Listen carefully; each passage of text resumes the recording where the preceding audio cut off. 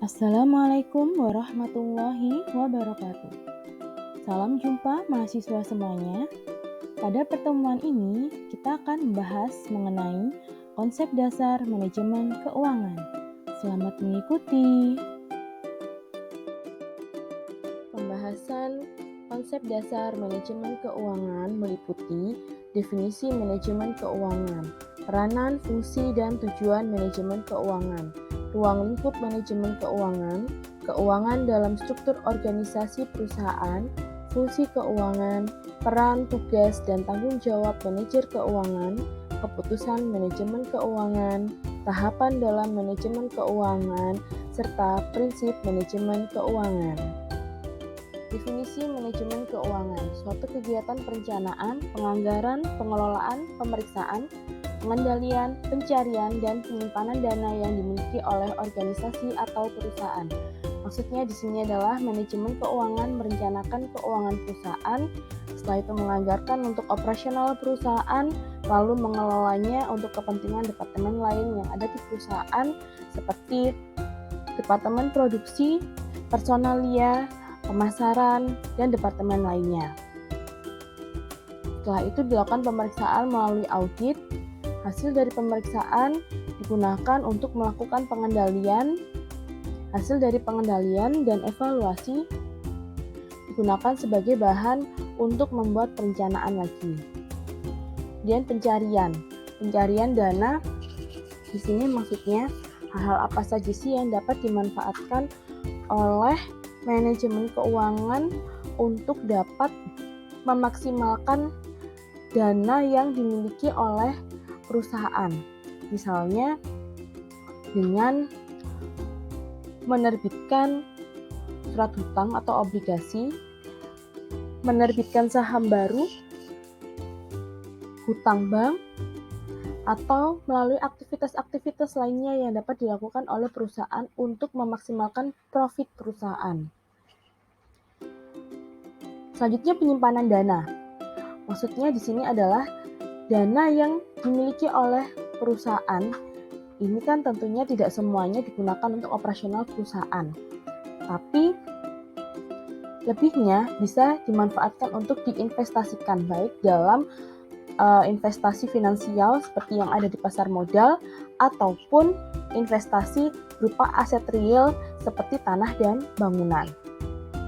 Definisi lainnya yaitu financial management adalah segala aktivitas perusahaan yang berhubungan dengan cara perusahaan memperoleh dana, menggunakan dana, dan mengelola aset sesuai dengan tujuan perusahaan. Ada beberapa peranan manajemen keuangan. Meliputi yang pertama, manajemen keuangan merupakan manajemen terhadap fungsi-fungsi keuangan. Fungsi keuangan tersebut meliputi 1. Bagaimana memperoleh dana atau raising of fund, dan yang kedua, bagaimana menggunakan dana tersebut atau mengalokasikan dana tersebut atau allocation of fund. Kedua, manajer keuangan berkepentingan dengan penentuan jumlah aktiva yang layak dari investasi pada berbagai aktiva dan memilih sumber-sumber dana untuk membelanjai aktiva tersebut. Ketiga, manajer keuangan dapat memperoleh dana dari dalam maupun luar perusahaan. Sumber dana perusahaan dari modal asing misalnya hutang bank atau menerbitkan obligasi. Sedangkan sumber dana perusahaan dari dalam disebut modal sendiri, yaitu dengan menahan laba, disebut juga laba ditahan, atau dengan menjual saham baru. Fungsi manajemen keuangan. Yang pertama, sebagai pedoman bagi manajer perusahaan dalam setiap pengambilan keputusan yang dilakukan. Yang kedua, dengan memahami ilmu manajemen keuangan secara baik, diharapkan pihak-pihak yang berada di posisi keuangan, produksi, marketing, personalia mampu membuat keputusan lebih bijaksana. Artinya, manajemen keuangan menjadi dasar bagi semua pengambilan keputusan perusahaan. Misalnya, dasar bagi keputusan melakukan pembelian seperti pembelian tanah, bangunan, mesin, mobil perusahaan. Apakah nantinya akan menjadi aset bagi perusahaan yang dapat menguntungkan atau menjadi liabilitas bagi perusahaan. Selanjutnya adalah tujuan manajemen keuangan. Yang pertama, maksimalisasi nilai perusahaan atau value of the firm. Berbeda dengan tujuan perusahaan yaitu memaksimalkan profit, maka tujuan manajemen keuangan adalah memaksimalkan nilai perusahaan atau value of the firm. Sering terjadi konflik kepentingan antara pemegang saham dengan pengelola keuangan, seperti manajer keuangan, di mana seorang manajer keuangan seringkali menunda pembayaran dividen untuk para pemegang saham yang disebabkan karena ingin mencapai tujuan maksimalisasi profit. Hal ini menyebabkan pemegang saham menjadi tidak makmur. Kemakmuran pemegang saham yang diukur dari besarnya dividen dan capital gain sangat diharapkan oleh investor saham atau para pemegang saham. Pemegang saham bersedia ditunda pembayaran dividennya apabila perusahaan melakukan investasi, sehingga diharapkan investasi tersebut akan menghasilkan keuntungan yang lebih besar daripada dividen yang dibayarkan kepada para pemegang saham. Dengan demikian, maka akan meningkatkan profit perusahaan dan adanya investasi tersebut akan meningkatkan nilai perusahaan. Sehingga tujuan perusahaan maupun tujuan manajemen keuangan sekaligus kemakmuran pemegang saham akan tercapai. Selanjutnya adalah stabilitas finansial perusahaan. Dan yang terakhir tentunya untuk memperkecil risiko perusahaan.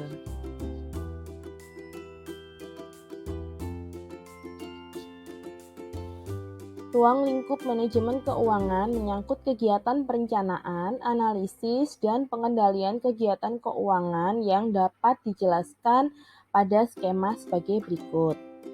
Perusahaan mendapatkan uang dari pasar uang atau pasar modal yang selanjutnya dikelola oleh manajer keuangan perusahaan dalam bentuk aktiva perusahaan. Selanjutnya, aktiva perusahaan ini akan dialirkan dalam bentuk investasi atau dialokasikan untuk operasional perusahaan. Nah, laba yang didapat akan diberikan kepada investor dalam bentuk pembagian dividen. Bila dividen tidak dibagikan atau disebut sebagai laba ditahan, maka aliran dana akan kembali keuangan dalam struktur organisasi perusahaan.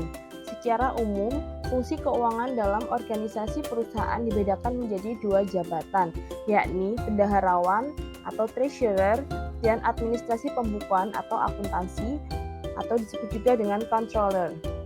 Bendaharawan bertanggung jawab untuk perolehan dan pengelolaan dana, program pensiun perusahaan, pengelolaan risiko, mengawasi manajer kredit, manajer persediaan, dan direktur penganggaran modal yang menganalisis keputusan yang berkaitan dengan investasi dalam aktiva tetap. Sedangkan controller bertanggung jawab dalam setiap kegiatan akuntansi, pelaporan, dan pengendalian serta pajak. Fungsi keuangan. Analisis aspek keuangan dari semua keputusan. Meliputi keputusan alokasi dana, baik dana yang berasal dari dalam maupun luar perusahaan pada berbagai bentuk investasi. Nah, ini tentunya meliputi penentuan investasi paling baik bagi perusahaan. Selanjutnya, keputusan pembiayaan atau keputusan struktur modal perusahaan berkaitan dengan mendapatkan dana yang akan digunakan untuk memperoleh aktiva real yang diperlukan. Maksudnya di sini adalah apakah perusahaan akan menggunakan modal sendiri atau dari modal asing atau dari hutang untuk memperoleh aktiva real. Misalkan akan dibelikan tanah, bangunan, atau mesin. Selanjutnya adalah keputusan investasi yang terdiri dari keputusan financial asset investment, yaitu keputusan investasi dalam bidang aset-aset keuangan, misalnya saham dan obligasi. Keputusan ini sangat berkaitan dengan penilaian aset-aset keuangan tersebut. Apakah nilai aset-aset tersebut sesuai dengan harapan investor atau calon investor? dan apakah tingkat keuntungan yang diberikan aset-aset keuangan tersebut sama dengan tingkat keuntungan yang diharapkan oleh investor. Berikutnya adalah keputusan real asset investment, yaitu keputusan investasi dalam bidang aset yang real, misalnya tanah, bangunan, dan aktiva tetap lainnya atau proyek-proyek yang menguntungkan. Seperti penambahan aktiva baru, penggantian aktiva lama dengan aktiva baru, penghentian investasi. Peran manajer keuangan. Kesuksesan perusahaan dipengaruhi oleh kemampuan manajer keuangan dalam beradaptasi dengan perubahan. Nah, disinilah peran manajer keuangan untuk memaksimalkan profit sehingga kebutuhan perusahaan terpenuhi. Selain itu, peran manajer keuangan adalah untuk mengelola aset perusahaan secara bijaksana dan berinvestasi dengan baik. Tugas manajer keuangan. Yang pertama adalah perolehan dana dengan biaya murah. Kedua, penggunaan dana efektif dan efisien. Ketiga, analisis laporan keuangan. Keempat, analisis lingkungan internal dan eksternal yang berhubungan dengan keputusan rutin dan khusus. Tanggung jawab manajer keuangan terkait pengambilan keputusan tentang keuangan perusahaan. Yang pertama adalah keputusan investasi atau investment decision. Investasi diartikan sebagai penanaman modal perusahaan pada aktiva real maupun aktiva finansial. Keputusan finansial merupakan keputusan terhadap aktiva apa yang akan dikelola oleh perusahaan. Keputusan investasi akan berpengaruh langsung terhadap besarnya rentabilitas investasi atau return on investment dan aliran kas perusahaan pada masa yang akan datang. Selanjutnya adalah keputusan pendanaan atau financing decision. Keputusan pendanaan mempelajari sumber-sumber dana yang berada di sisi pasifa. Untuk itu perlu diperhatikan sumber dana yang biayanya paling minimal dan syarat-syarat yang menguntungkan. Pemenuhan dana dapat dilakukan melalui sumber intern dan sumber eksternal perusahaan. Selanjutnya adalah kebijakan dividen atau dividend policy. Nah, ini terkait mengenai besarnya persentase laba yang dibagikan kepada para pemegang saham dalam bentuk kas dividen. Selanjutnya, stabilitas dividen yang akan dibagikan. Dan dividen saham atau stok dividen. Yang terakhir adalah pemecahan saham atau stock split dan penarikan kembali saham yang beredar. Keputusan manajemen keuangan. Yang pertama, penganggaran modal atau capital budgeting, yakni proses perencanaan dan pengolahan investasi jangka panjang. Yang kedua, struktur modal atau capital structure, kombinasi spesifik ekuitas dan utang jangka panjang yang digunakan perusahaan untuk mendanai operasionalnya. Yang ketiga, modal kerja atau working capital, aset dan kewajiban jangka pendek yang dimiliki oleh perusahaan. Kenapa disebut sebagai working capital? Karena dana-dana tersebutlah yang nantinya akan diputar dan dialokasikan untuk operasional perusahaan. Selanjutnya adalah tahapan manajemen keuangan. Yang pertama adalah tahap perencanaan atau peramalan keuangan. Pada tahap ini memperkirakan kebutuhan pembiayaan di masa yang akan datang. Tujuannya untuk mengantisipasi kondisi masa depan yang serba tidak menentu atau uncertainty. Selanjutnya adalah tahap pelaksanaan atau perencanaan keuangan dan penganggaran. Tahap berikutnya adalah tahap penelitian atau fungsi anggaran. Anggaran sebagai alat untuk perencanaan sekaligus pengendalian manajemen. Pada tahap penelitian ini maksudnya adalah meneliti kinerja keuangan pada tahap pelaksanaan dan bagaimana posisi keuangan perusahaan. Prinsip manajemen keuangan. Manajemen keuangan dalam prakteknya merupakan aktivitas yang dilakukan dan muncul dalam rangka untuk menyehatkan keuangan perusahaan. Nah, prinsip-prinsip dasar manajemen terdiri dari yang pertama konsistensi, kedua akuntabilitas, tiga transparansi, empat kelangsungan hidup, 5 integritas, 6 pengelolaan, dan 7 standar akuntansi. Demikian pembahasan tentang konsep dasar manajemen keuangan.